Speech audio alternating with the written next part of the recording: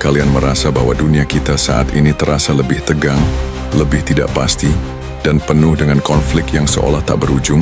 Kita sering mendengar berita tentang perang di satu wilayah, ketegangan di wilayah lain, hingga persaingan ekonomi dan teknologi yang semakin memanas antar negara adidaya. Apakah semua ini hanyalah konflik regional biasa? Ataukah kita sedang menyaksikan sesuatu yang jauh lebih besar, sesuatu yang diam-diam telah dimulai? Sebuah perang dunia ketiga yang tidak kita sadari? Dan yang lebih penting, bagaimana posisi serta kesiapan Indonesia dalam menghadapi skenario global yang semakin kompleks ini? Mari kita selami lebih dalam.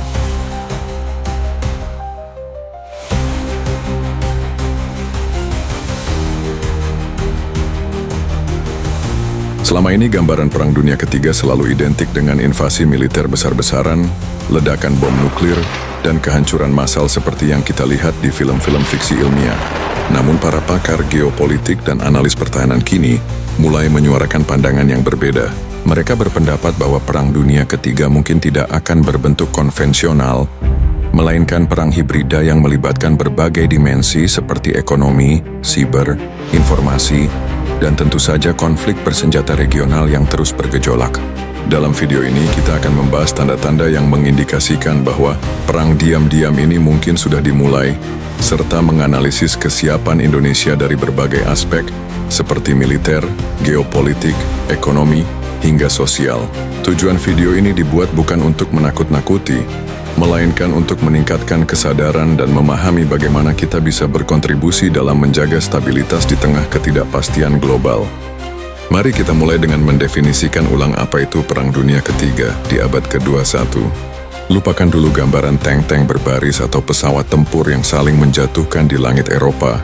Perang Dunia Ketiga yang mungkin sedang kita alami adalah perang yang lebih asimetris, multidimensional, dan seringkali tidak terdeteksi oleh mata telanjang. Ini adalah perang yang dimainkan di ranah siber, di pasar keuangan global, di media sosial melalui disinformasi, dan di medan perang proksi di negara-negara berkembang.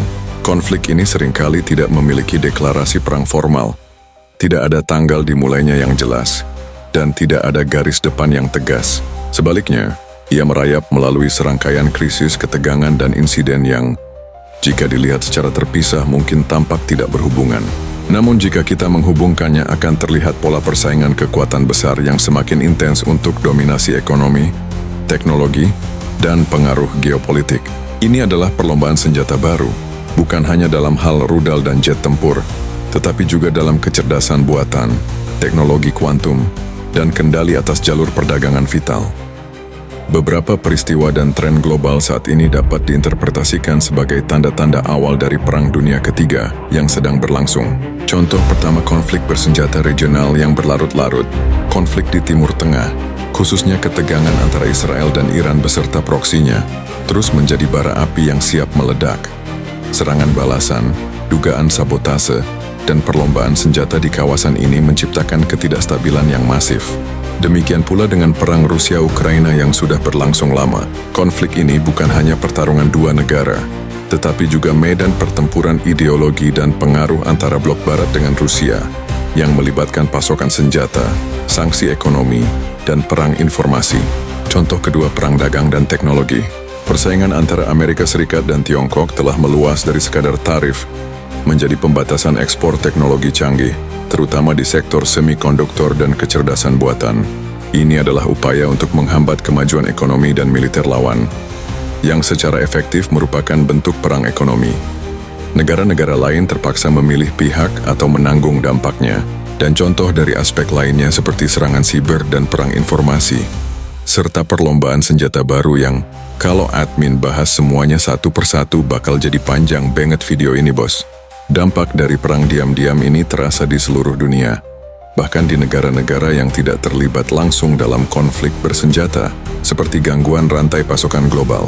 Konflik atau ketegangan di jalur perdagangan vital seperti Selat Hormuz atau Laut Merah dapat mengganggu pasokan energi dan barang, menyebabkan kenaikan harga dan inflasi global.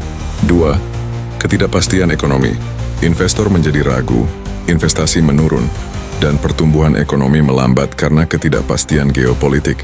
Harga komoditas, terutama minyak dan gas, sangat fluktuatif. 3. krisis kemanusiaan. Konflik bersenjata menyebabkan jutaan orang mengungsi, menciptakan krisis kemanusiaan yang masif, dan membebani sumber daya global. 4. Fragmentasi tatanan dunia. Alih-alih satu tatanan global yang terintegrasi, kita melihat munculnya blok-blok kekuatan yang saling bersaing, mengikis kerja sama multilateral, dan memperumit upaya penyelesaian masalah global.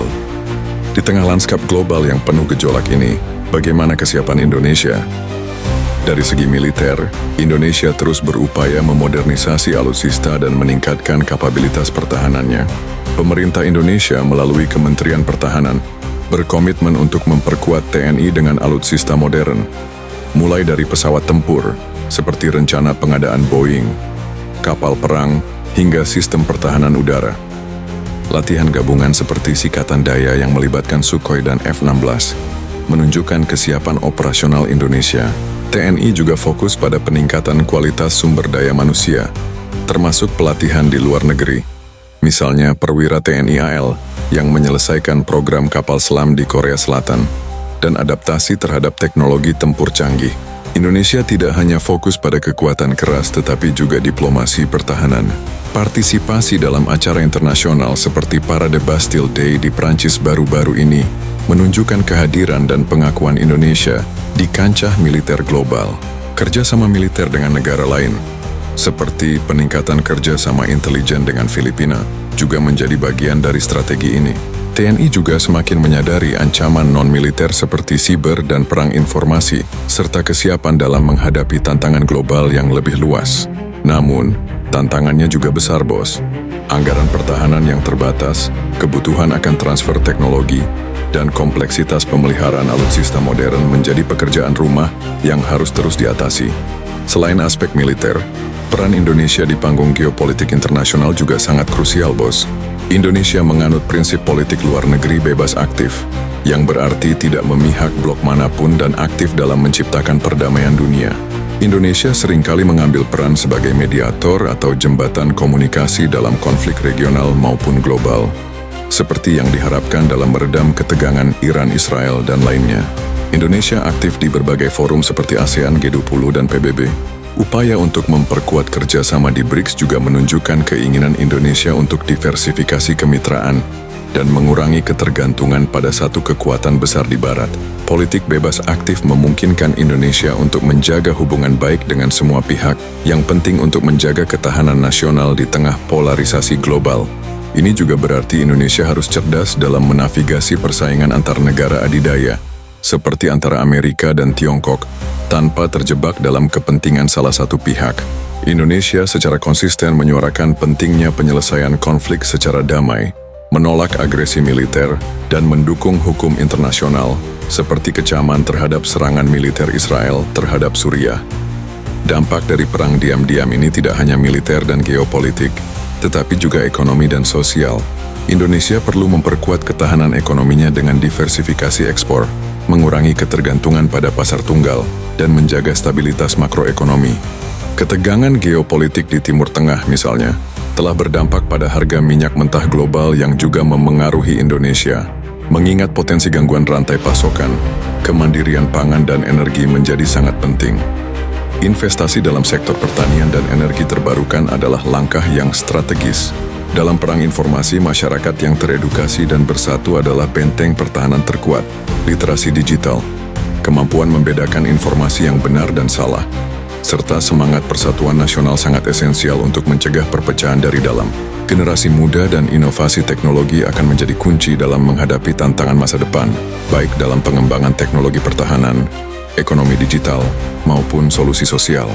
Melihat semua tanda dan kesiapan yang telah kita bahas, jelas bahwa dunia sedang berada di persimpangan jalan. Perang Dunia Ketiga mungkin bukan lagi ancaman di masa depan, melainkan realitas yang sedang kita jalani, meskipun dalam bentuk yang berbeda dari yang kita bayangkan. Lalu, apa yang bisa kita simpulkan dan bagaimana kita harus menyikapinya? Jadi, Perang Dunia Ketiga mungkin memang telah dimulai, bukan dengan ledakan besar tetapi dengan serangkaian konflik regional, persaingan ekonomi yang sengit, serangan cyber yang merusak, dan perang informasi yang memecah belah. Ini adalah perang yang menuntut kesiapan multidimensional dari setiap negara. Indonesia, dengan prinsip bebas aktifnya, terus berupaya memperkuat diri baik dari segi militer melalui modernisasi alutsista dan peningkatan kemampuan personel, maupun dari segi diplomasi dengan aktif di forum internasional dan berperan sebagai mediator. Secara ekonomi, kita perlu menjaga ketahanan dan kemandirian. Namun, yang terpenting adalah kesadaran kolektif kita sebagai bangsa. Kita harus pintar melangkah maju. Meskipun tantangannya besar, Indonesia memiliki potensi besar untuk menjadi kekuatan penyeimbang dan pembawa perdamaian di tengah gejolak global. Kunci utamanya adalah persatuan, adaptasi, dan kemampuan untuk terus belajar dari dinamika dunia. Bagaimana menurut kalian? Apakah kalian setuju bahwa Perang Dunia Ketiga telah dimulai dalam bentuk yang berbeda? Apalagi yang perlu dipersiapkan Indonesia? Bagikan pandangan kalian di kolom komentar di bawah. Jangan lupa untuk subscribe juga dan sampai jumpa di video berikutnya. Merdeka!